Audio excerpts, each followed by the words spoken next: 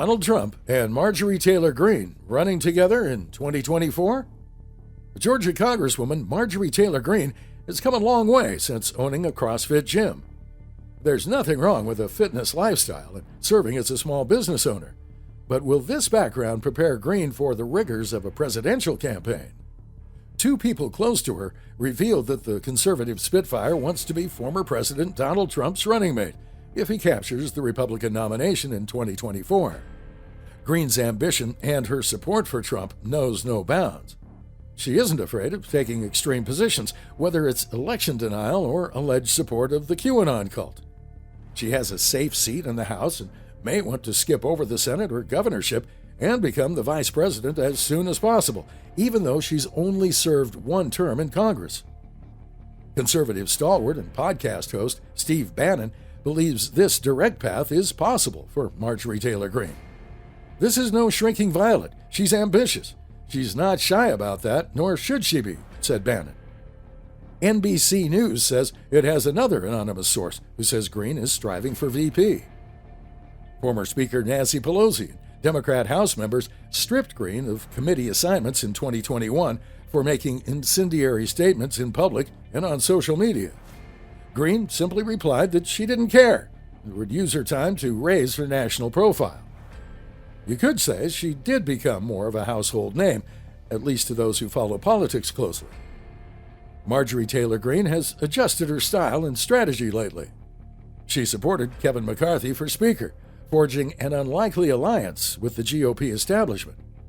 And as a result, Greene now has membership on the Homeland Security Committee, an appointment that detractors say is problematic because Greene has expressed doubt about the chain of events during the 9/11 terror attacks.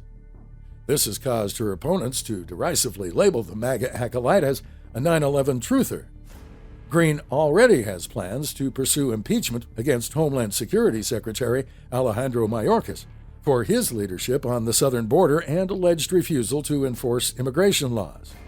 Her other assignment has liberals even madder because she'll be serving on the House Oversight Committee. This body has plans to put President Joe Biden through multiple investigations, such as his handling of the withdrawal from Afghanistan and his business dealings with son Hunter Biden. Marjorie Taylor Greene hopes to use these efforts to improve her name recognition and cement her reputation as a trustworthy combatant who will always stand up to Democrats and fight for justice, qualities that Republicans believe are needed in Washington. Greene has only been in Congress for 2 years.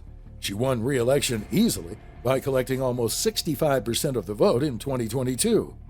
It's not likely she'll lose her House seat in the future, but while no one doubts her conservative policy positions, she's never mentioned as a presidential hopeful.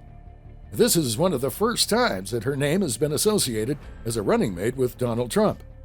To be sure, Trump isn't close to locking up the nomination. Still, he is comfortably ahead in some hypothetical matchups against Florida Governor Ron DeSantis and many other White House hopefuls who are barely registering in polls against Trump and DeSantis. It is difficult for House members to become president or vice president. They do not often have the national grassroots network of supporters and funding sources. House members also are not seen as being equipped with the experience of running big organizations. But Marjorie Taylor Greene has a shot at being a presidential running mate as much as anyone else. She isn't afraid of the spotlight and is willing to take on the slings and arrows of the liberal media. Trump has not discussed potential VP candidates since he declared for a rematch against Biden. Most presidential candidates don't choose running mates until the summer before the general election, so we're getting ahead of our skis by speculating on VP choices now. Meanwhile, Greene can sit back and have her allies put her name in the mix.